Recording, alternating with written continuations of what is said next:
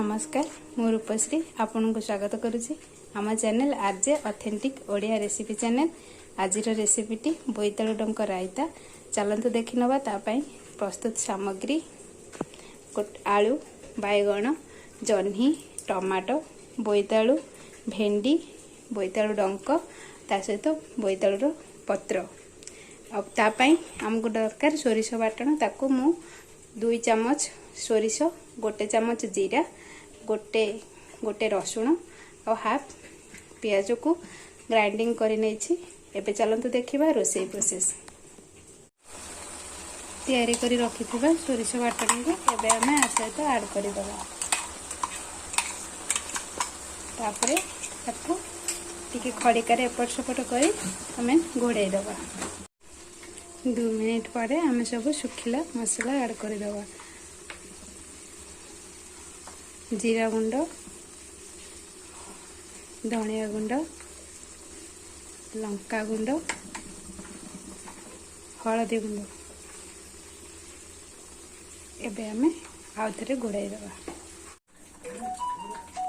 एबे हमें रायताटी को फुटाई दबा। किछि सोरिष तेल ऐड करिबा।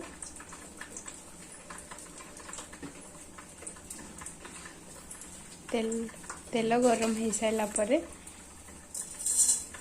सोरिष गोटा जीरा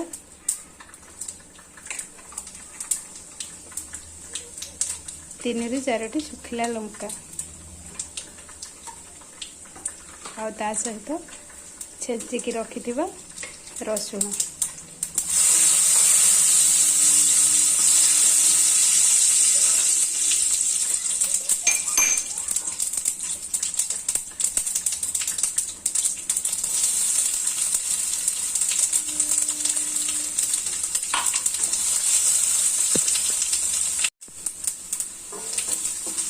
रसुण बहुत जल्दी हो जाए।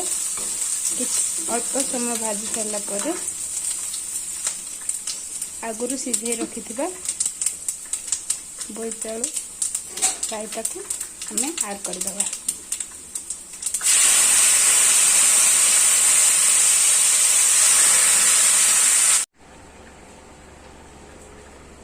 एबे प्रस्तुत हो गला हम बोईतालु डंक रायता। ये भिडियोटी आपको केमिति लगिला कमेंट बॉक्स रे निश्चय जणाइबे आ ता सहित शेयर लाइक करिया को जमार भूली जेबेनी। Thank you.